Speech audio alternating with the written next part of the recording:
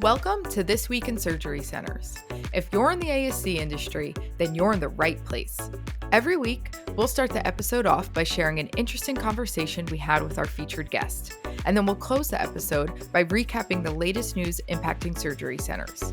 We're excited to share with you what we have, so let's get started and see what the industry's been up to. Hi, everyone. Happy Valentine's Day. Here's what you can expect on today's episode. Lisa Rock is the president at National Medical Billing, and she's here to talk with us about all things related to payers and how they impact your revenue cycle. We'll specifically dive into payer trends that ASCs should be aware of.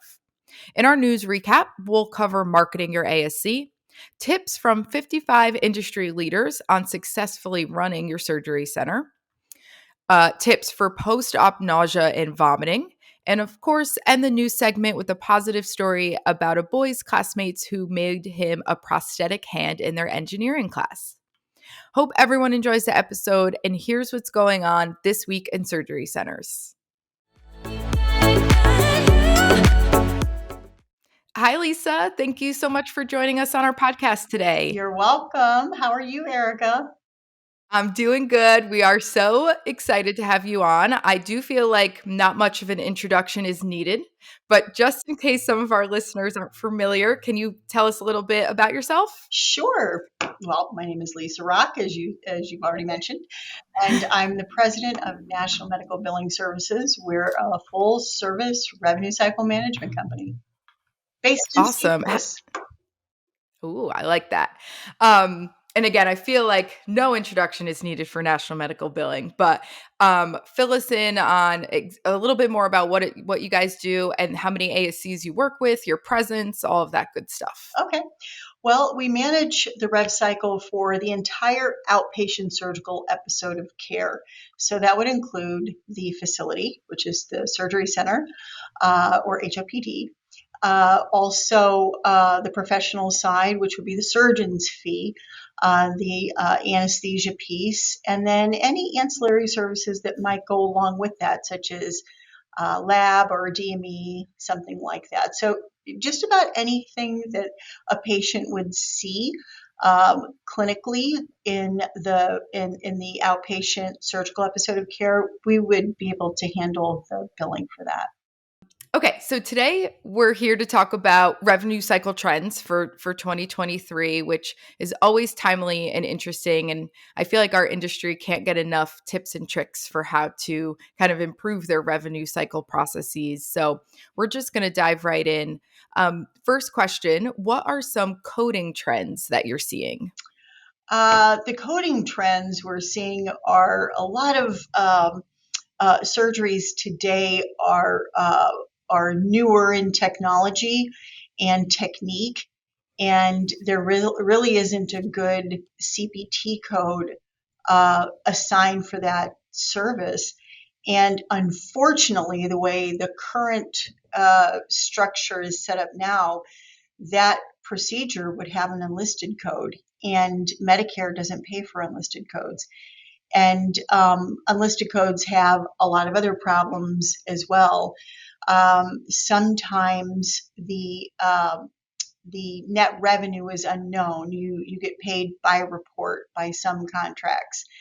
And if you're not sure what you're going to get paid, and your accountants are looking at net revenue at time of charge posting, except for maybe the unlisted codes, which are sitting on your books as gross, it's a little difficult to measure and manage.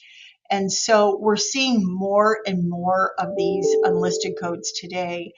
And then, and I'll also mention too, sometimes surgeons want to get the closest thing to that code, and you just can't do that. What we have to figure out is how we can get the system to move faster to keep up with the newer procedures, the newer technology that we're seeing so much of today. And then one more piece to that, I would mention, sometimes the enlisted codes require pre-authorization, and now we're going down a whole new rabbit hole with that. So I would say that that's a trend that we're seeing more and more of last year and today, especially in orthopedic surgery. Yeah, I feel like the pre-auth stuff is coming up so much more often than it was previously, and it's getting harder to kind of identify those cases that require pre-auth. Would Is that It correct? is absolutely correct. And one of the reasons for that is um, we might get what's scheduled authorized, and the surgeon will go in and do even a little something different on top of the main procedure, something different altogether. And so the auth is no good. And so that is a real problem. But this one's really going to shock people. You can do everything right, and you can put the auth on the claim form, and you can send the claim in, and lo and behold, you get a denial that says no auth, denied. So you call and you tell the payer the auth number is on the claim form, and they say, oops, my bad, we'll go ahead and reprocess it. And so you've just lost like 2 to 3 weeks of deposit for that surgery, and it's happening more and more today. So you're right, it's hard to track. And in fact, one of the things that we're noticing here is as we try to reduce the error rate in coding, in payment posting, and AR through automation, we find that the payers are kind of in our way with that by putting technicalities on the claims adjudication process that would kick out a denial in the automation process. So, for example, uh, let's say you're billing an implant and the payer, and by the way, they're all different in their requirements, but let's say you have one payer that requires you to circle the dollar amount in the patient on the implant invoice with red pen. I mean, you can't automate that. So there are numerous things that the payers are doing to get in the way of automation to reduce the error rate and speed up the clean claims adjudication process. That's a lot. That's a You handful. know what I'm saying? And there are thousands of Yeah. those scenarios. There really are. Yeah. Okay. That's all super helpful information. Um, so moving on to our second topic here, what trends are you seeing with implants?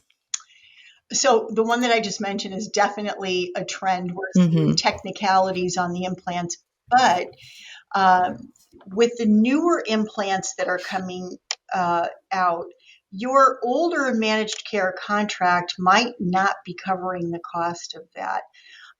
And also your vendor, meaning your device vendor contracts, um, they might not be covering some of the newer implants that are coming out. So you need to look at two things: your managed care contracts and your vendor contracts, and make sure that you're controlling the new technology through both of those avenues.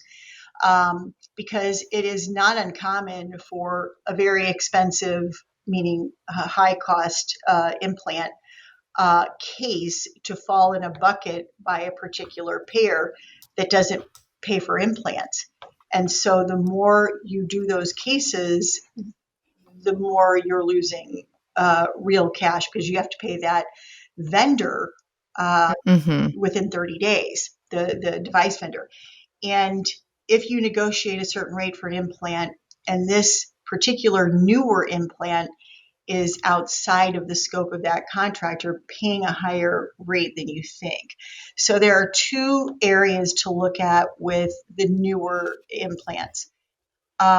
So that's definitely one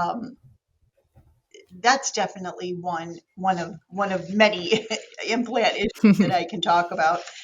Um, yeah, I'm sure another one will come to mind when you're asking me another question. Yeah. No, and it's interesting that we're talking about implants too, because I feel like that's coming up more and more on our end as well. Like how can you determine the profitability of a case when implants are involved. And this is obviously just one piece of it, but um, yeah, it's definitely such a hot topic right now. Well, and some of the payers have contracts with implant vendors such as IPG. So Hmm. you're talking about the process of handling an implant being different with the payers in your facility. So you're asking someone to stay on top of all of those different procedures by payer, and that's hard to do too. Sure. Mhm. Yeah, a lot of moving parts there. Switching gears a little bit, what are you seeing with commercial payers? Um, well, there's definitely a move to um, control cost in current reimbursement methodology. So we're seeing something like COPS, for example, that the Blues are using, and it is a reimbursement methodology that mirrors Medicare HOPD. And in many instances, it's not favorable to the ASC, and it's very different. It's a very different look compared to what we're used to seeing in this environment. So something that has to be looked at, um, um, with a magnifying glass, really like line by line. So we're seeing reimbursement methodologies changed. We're seeing denial rates for everything you can think of increase by a lot. Medical necessity, the auth issue that I talked about. Um, and it's difficult now for any AR department in the country to stay on top of what's happening. It's not difficult to make a call to an insurance company or check a portal or whatever, but to figure out what's going on, fix it, and get that claim paid, that's a lot of work, and it's very difficult to do today. It really is. Yeah. And how do you think surgery centers can continue to build out their relationships with payers? Like, is it possible to have that more one-on-one relationship so when you do pick up the phone, you can get to somebody faster, or just kind of get more on the same page as the payers? It's much harder than it used to be. Yeah. So we used to be able to take our reps to lunch and get to know them, and they would get to know our practice, and we would develop a good relationship with them. Those days are pretty much over, and um, and today. When the payer market is dominated by self-funded plans, it means that the payers uh, don't really have as much of a say as they used to. It's really an employer driven market today. So now we're talking about how do we develop a relationship with the employers? And that's really, I think, the way we should be looking at this landscape today is developing a relationship with the people that actually pay the claim. And probably Hmm. 65 to 70% of the time, it's the employer groups in these self funded plans. So it's kind of hard to have a conversation with one of the big four when they're simply an ASO or administrative services only model. And their whole mission, right, is to drive down the rate as much as possible so that they can keep that contract with the employer group. That's really what it's about, the bottom line. So it's a very different environment today and hard. So I Sure. don't have a good answer for that one, other than know who your larger employer groups are and try to work with them directly. Yeah, no, that's helpful because I do feel like that's a conversation we end up having sometimes, and I'm always looking for an answer to that question. So Mhm, it's definitely hard to come by. mhm.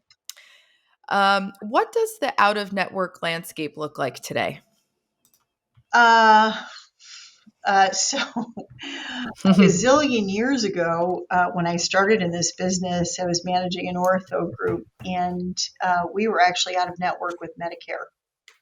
You believe that? I don't No. hear about that very often today. So I've been I've been swimming in the out of network arena for a very, very long time. It's always been hard.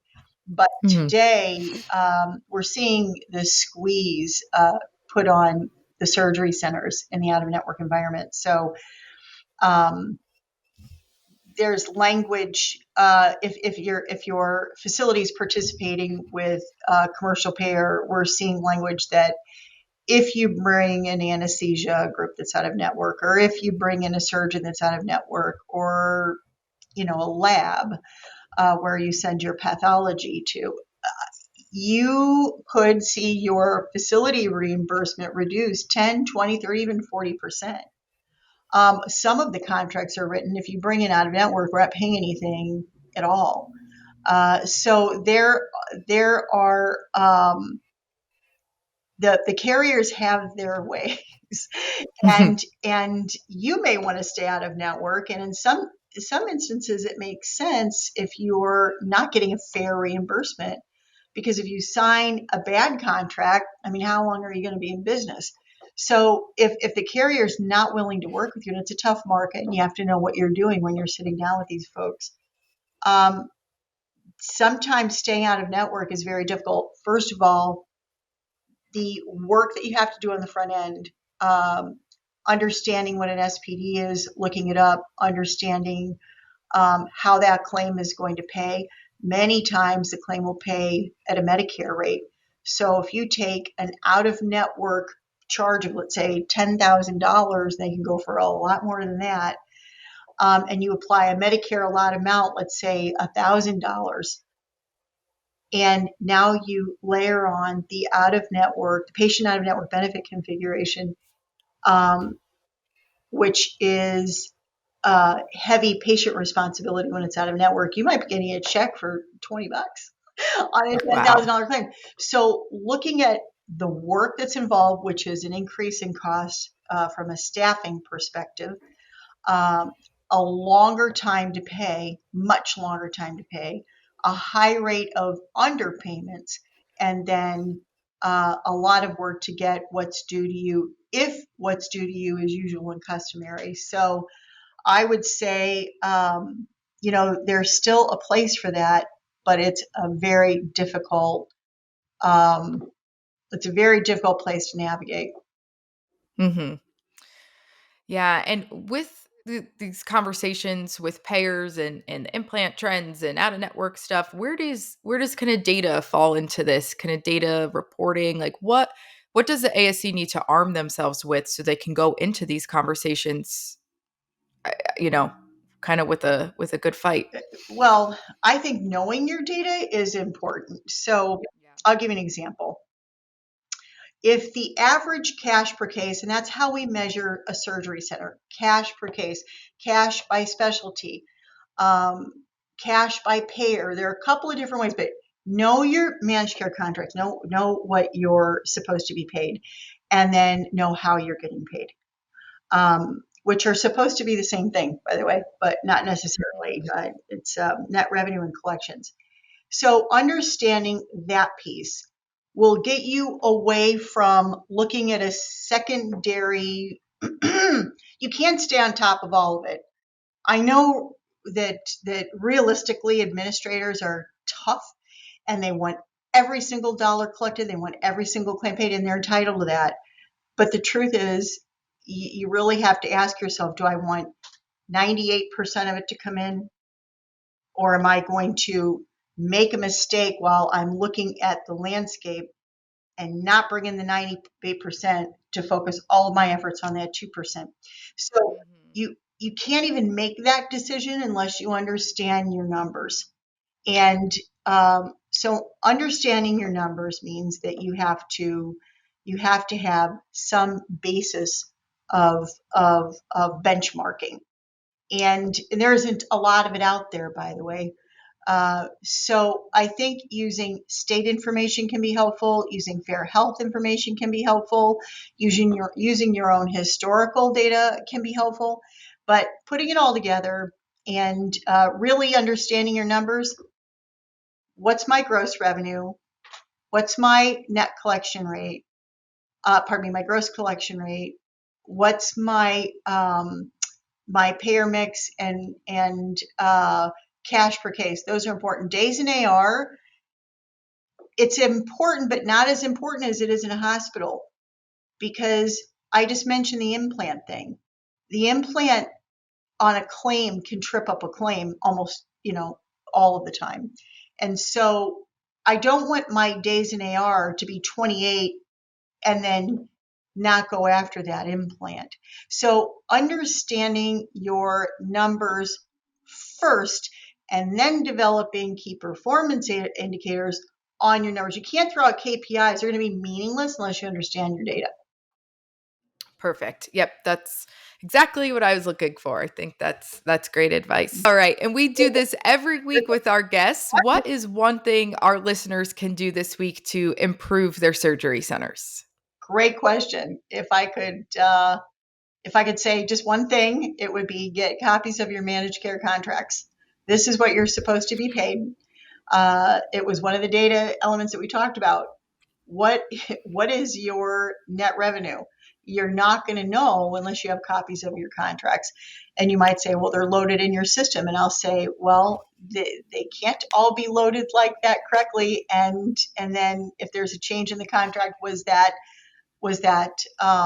fixed in your system? So many times it's not. So please get copies of your managed care contracts, read through them, and see exactly what you're supposed to be paid. Don't trust that the payer's doing it the right way.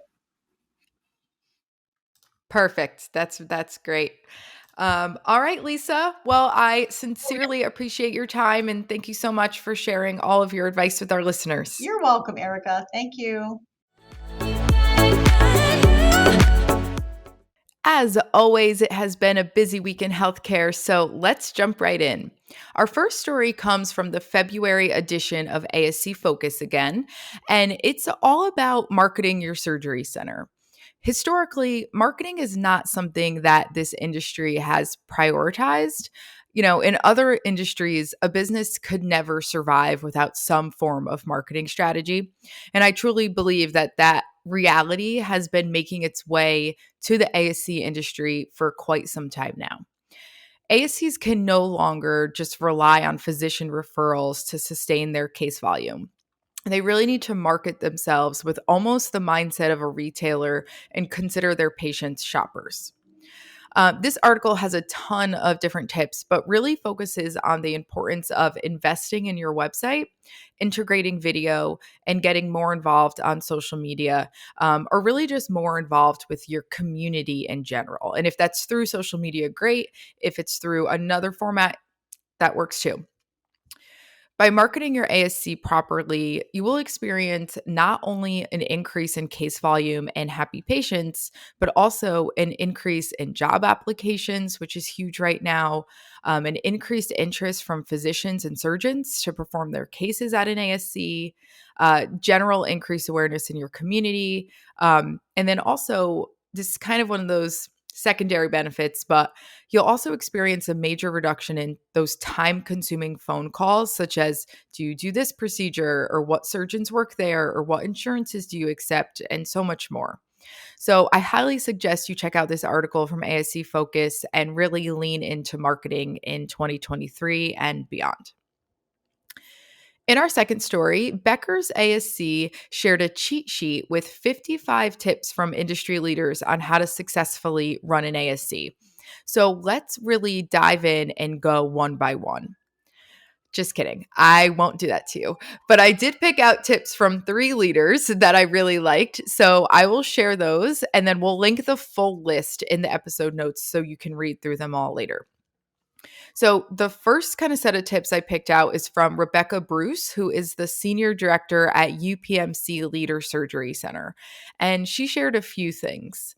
The first is to take excellent care of staff, as they are the best resource to identify savings. Listen and respond to surgeon needs, identify, streamline, and standardize your processes. Remember why you all do this, which is patient care. And then this one I really like. Identify fixed contributors versus growing contributors. Some staff are content to punch the clock and do a great job, and others want to grow and be part of the performance initiatives. So think both types and make it meaningful to their specific desires. So those, again, were from Rebecca Bruce. The second set of tips comes from Gary Haynes from Tulane University School of Medicine. And his angle was all about the anesthesia side of an ASC. And there are two tips. For reliable scheduling, keep cases within planned hours of operation to avoid overtime costs and patient complaints. And then make sure you find very capable anesthesiologists. ASC patients are increasingly complicated with comorbidities, excuse me. So you need anesthesiologists that can manage that. And then the last set of tips comes from Justin Oppenheimer, who is the Chief Operating Officer and Chief Strategy Officer for Hospital for Special Surgery. And he shares three tips. The first is a surgeon led structure. And he says that successful ASCs have an engaged group of surgeon leaders who care about every aspect of the business. So ensuring the right leadership structure and the engaged surgeons in each role is critical. The second tip that he shared is a unified culture. Every member of the team needs to feel connected to the mission and goals. Everyone is a leader and has an impact on quality, experience, efficiency, and results. And then the last tip that Justin shared was data driven operations. You can't improve what you can't measure. So having a set of metrics that everyone is keyed in on helps to drive performance. So those are just to highlight, it's just a tip of the iceberg. And again, we'll put the link to the entire cheat sheet in the episode notes, and I highly recommend checking them out. Our third story today is all about post op nausea and vomiting, which is a big issue for some patients. And aside from that being a stressful experience for the patient, it also slows down discharges and sometimes causes readmissions. So, the National Library of Medicine released a paper recently sharing the results from a study that tested the efficacy of Post Ease, which is a custom essential oil aromatherapy blend, and how that decreases post op nausea and vomiting. So the study had nurses provide the Post Ease blend 384 times prior to administering any antiemetic drugs. And for 22% of the patients, it worked. And there was no need for further intervention. And the blend contained scents of lavender, peppermint, ginger, and lemon. And because of this, the study does support the use of aromatherapy to reduce post op nausea and vomiting and minimize that antiemetic use. So, if you don't already, this might be something you want to keep on hand for patients. And to end our news segment on a positive note, 3 Tennessee high school students created a prosthetic hand for their new classmate. Sergio Peralta was born with a hand that wasn't fully formed, and it was something he was trying to hide from his classmate when he switched high schools. When the engineering teacher found out, though, he told Sergio that some of his students might be able to help him, and 3 of them jumped at the chance to build him a prosthetic hand. So the students use online models and then a 3D printer to come up with a prosthetic they hoped would work, and it did. When Sergio caught a baseball for the first time, he said everyone started freaking out, and he also added that it changed his life. And that news story officially wraps up this week's podcast. Thank you, as always, for spending a few minutes of your week with us. Make sure you subscribe or leave a review on whichever platform you're listening from. I hope you have a great day, and we'll see you again next week.